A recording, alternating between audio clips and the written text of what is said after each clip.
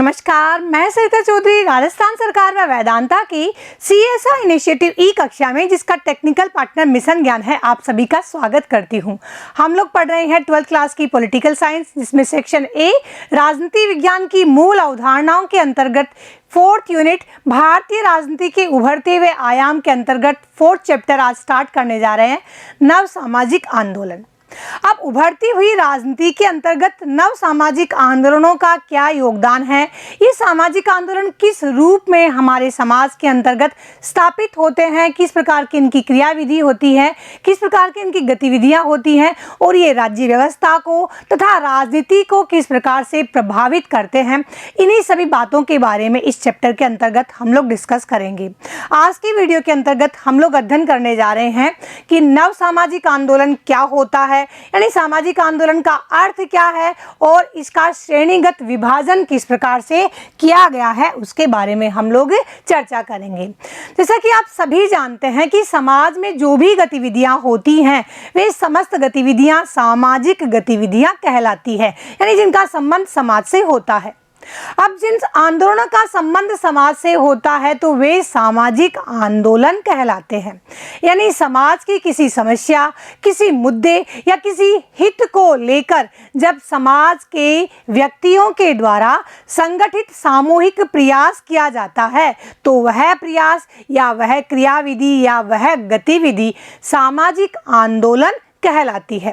अब इसका मुख्य उद्देश्य देखें तो जो वंचित वर्ग रह जाता है या जिसके हितों की पूर्ति नहीं हो पाती है, उसके हितों की पूर्ति के लिए प्रयास करना, या फिर कोई एक समस्या ऐसी उत्पन्न हो जाती है या पहले से चली आ रही कोई ऐसी समस्या है जिसके समाधान की आवश्यकता है, तो उसकी पूर्ति के लिए सामाजिक आंदोलन एक महत्वपूर्ण माध्यम है। सामाजिक आंदोलन न तो कोई राजनीतिक दल का निर्माण करने का उद्देश्य रखते हैं, न ही किसी दबाव समूह के रूप में शासन की नीतियों को प्रभावित करने का प्रयास करते हैं।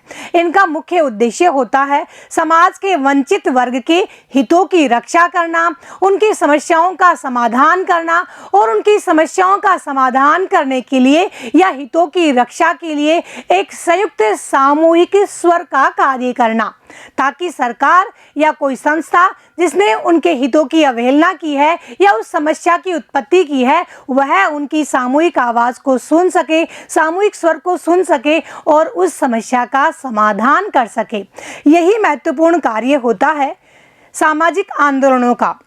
आप लोगों के चैप्टर के अंतर्गत दिया हुआ है कि सामाजिक आंदोलन किसे कहते हैं, इसका श्रेणीगत विभाजन क्या है, नव सामाजिक आंदोलन क्या होता है और नव सामाजिक आंदोलनों के विविध रूप क्या हैं।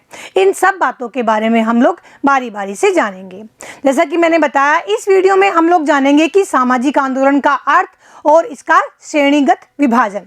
अब हम लोग बात करते हैं इसके श्रेणीगत विभाजन की, यानी सामाजिक आंदोलनों का श्रेणीगत विभाजन कैसे और किस रूप में किया जा सकता है। जिन जिन आंदोलनों की जैसी जैसी क्रियाविधि या जिन माध्यमों का वो प्रयोग करते हैं, जिन साधनों का प्रयोग करते हैं और जिन हितों की पूर्ति के लिए करते हैं, उनके आधार पर उन सभी आंदोलनों का श्रेणीगत विभाजन किया जाता है। यानी आंदोलनों की अलग अलग श्रेणियां निर्धारित की गई है।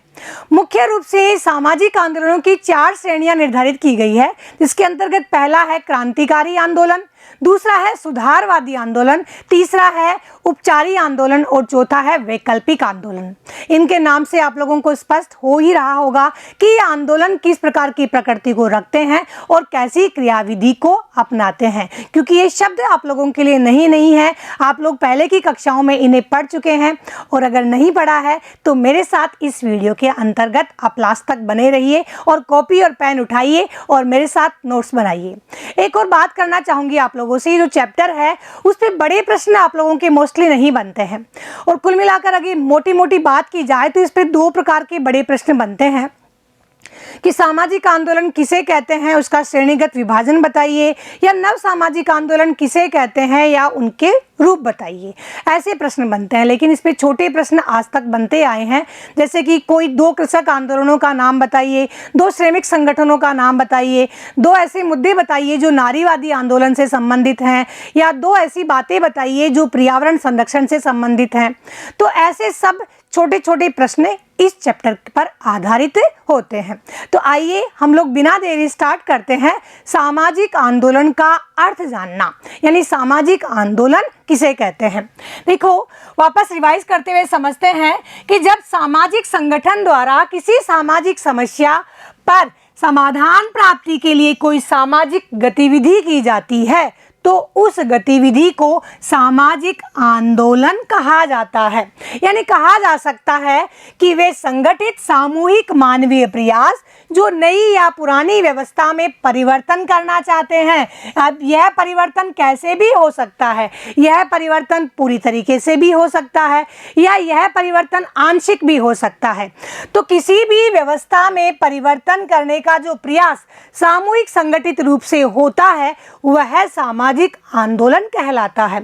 इसका मूल उद्देश्य है वंचित तथा प्रताड़ित समूह के हितों की रक्षा करना और प्राप्त हितों का संवर्धन करना, यानी उनकी रक्षा करते हुए उनकी वृद्धि के लिए प्रयास करना।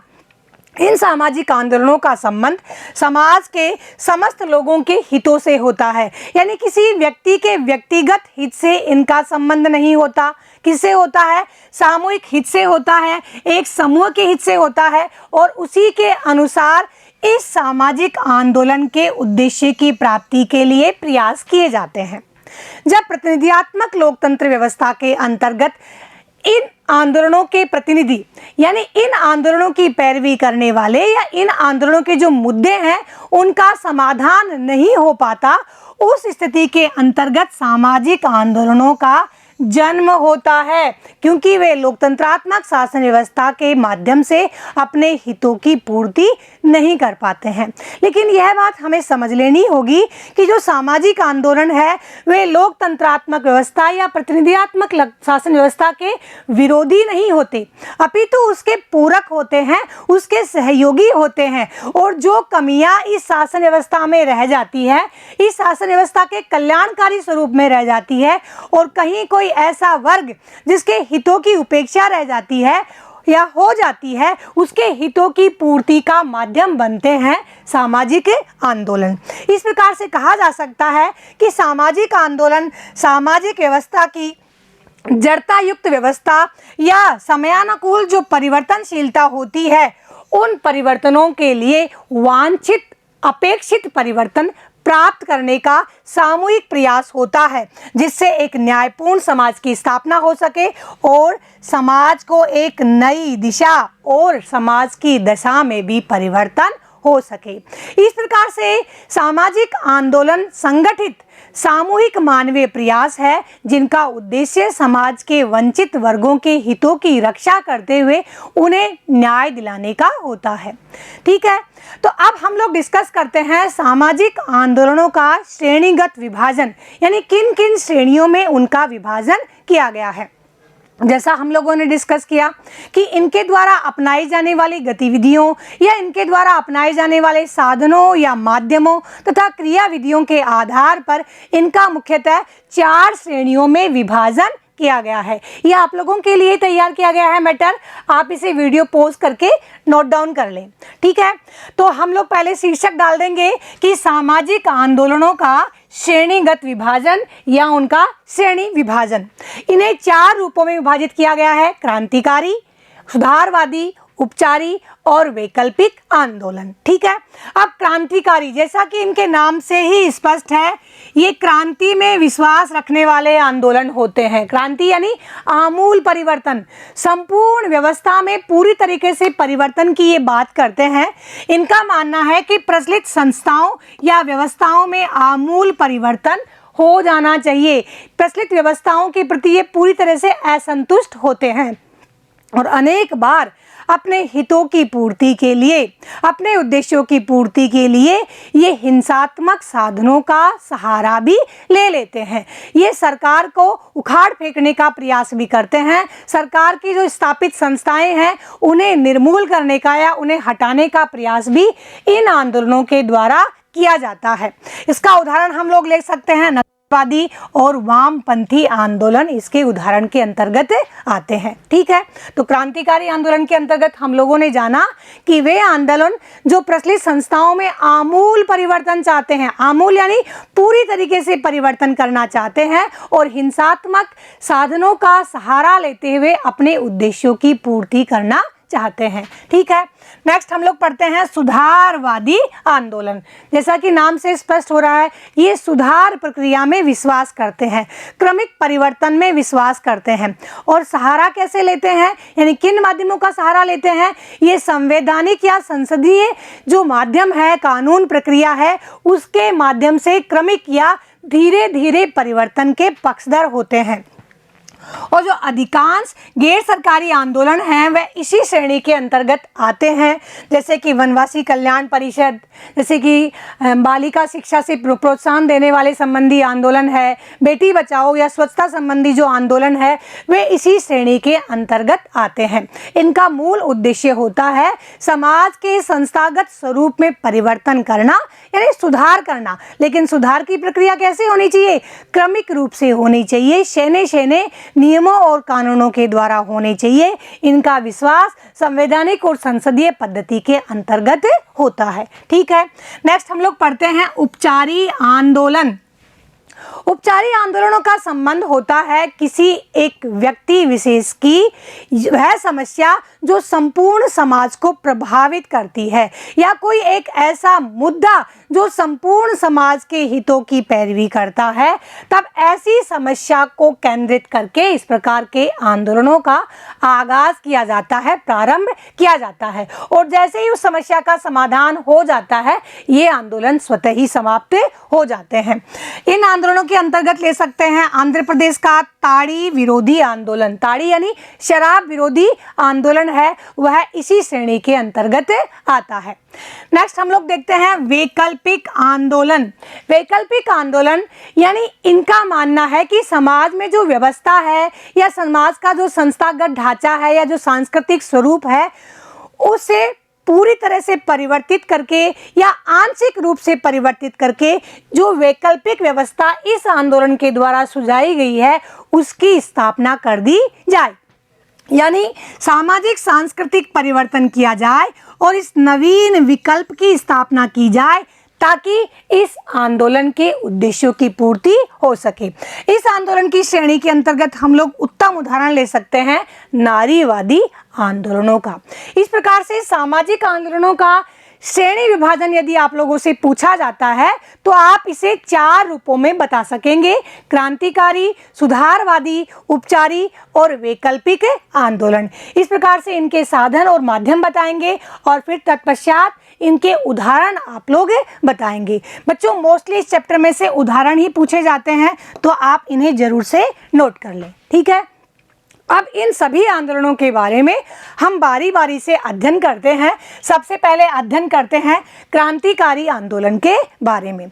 जैसा कि हम लोगों ने डिस्कस कर ही लिया है कि वे आंदोलन जिनका मूल उद्देश्य होता है संस्था में या व्यवस्था के अंतर्गत रिवॉल्यूशन करना, क्रांति करना, आमूल परिवर्तन करना, तो वे आंदोलन क्रांतिकारी आंदोलन कहलाते हैं। ये प्रचलित सामाजिक संस्थाओं और व्यवस्थाओं में पूरी तरीके से परिवर्तन करना चाहते हैं और इसके उदाहरण जैसे हम लोगों ने देखे हैं नक्सलवादी और वामपंथी आंदोलन। ठीक है, नेक्स्ट हम लोग अध्ययन करते हैं रिफॉर्मेटिव आंदोलन, यानी सुधारवादी मूवमेंट्स हैं, सुधारवादी आंदोलन है, उनकी हम लोग चर्चा करते हैं। सुधारवादी आंदोलन व्यवस्था में सुधार की बात करते हैं और ये प्रचलित असमानताओं या अव्यवस्थाओं या सामाजिक समस्याओं को धीरे धीरे या क्रमिक सुधार के पक्षधर होते हैं।